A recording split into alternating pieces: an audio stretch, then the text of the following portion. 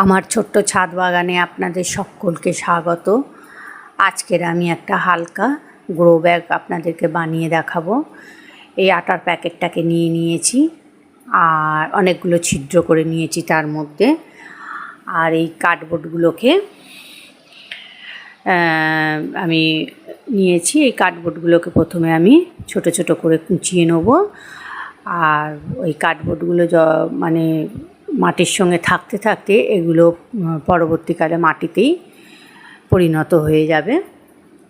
আর এই কার্ডবোর্ডগুলো প্রথমে আগে কুচিয়ে নিচ্ছি। এগুলো আগে আমি প্যাকেটটার তলাতে বিছিয়ে নেব। দেখুন এই যে কুচিয়ে নিচ্ছি।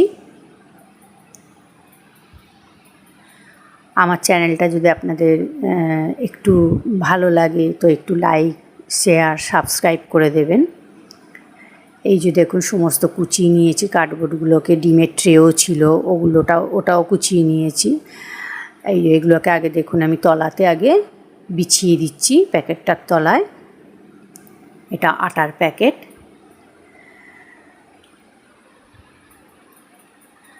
এই যে ভালো করে বিছিয়ে নিচ্ছি।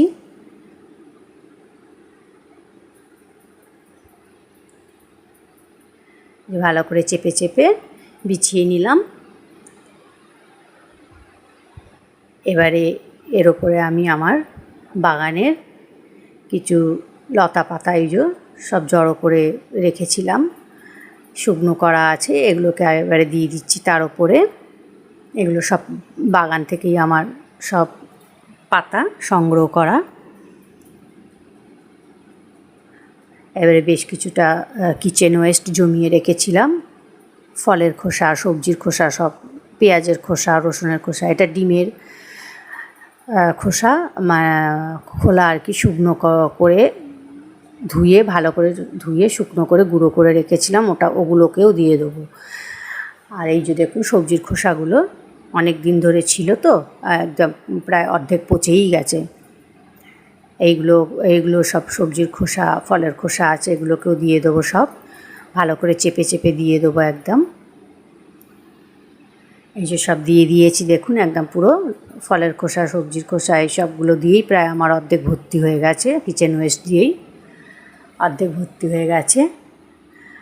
আর এবারে আমি মাটি আর কোকোপিট সমপরিমাণ নিয়ে নিয়েছি। এই মাটি আর কোকোপিটের ওই মিশ্রণটা ভালো করে মিশিয়ে নিচ্ছি। যাদের কাছে মাটি ধরুন নেই তারা শুধু কোকোপিট দিয়েও ওটাকে কভার করে দিতে পারেন প্যাকেটটাকে।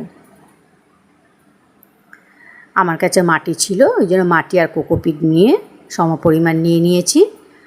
নিয়ে আর এটাকে মিশিয়ে এবার ওর ওপরে প্যাকেটের ওপরে দিয়ে ওটাকে কভার করে দেবো।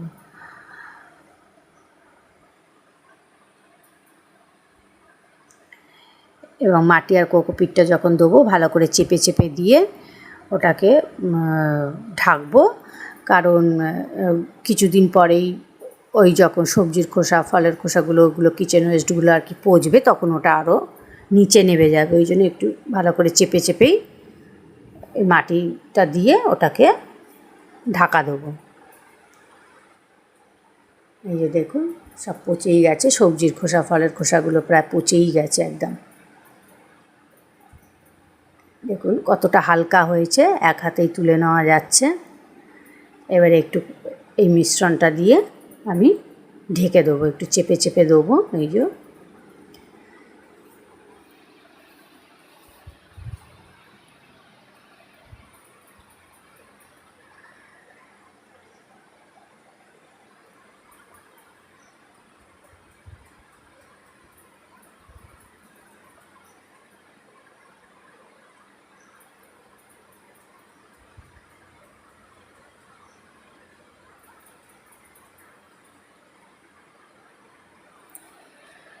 যে ভর্তি হয়ে গেছে, আমার ব্যাগটা তৈরি হয়ে গেছে। এই যে চেপে চেপে দিচ্ছি ভালো করে দেখুন।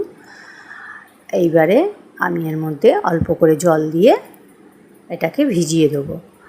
আর 15-20 দিন বাদে এর মধ্যে আমি কোনো চারা গাছ বসাবো বা বীজও রোপণ করতে পারি। এটা খুবই পুষ্টিকর একটি গ্রো ব্যাগ তৈরি হলো।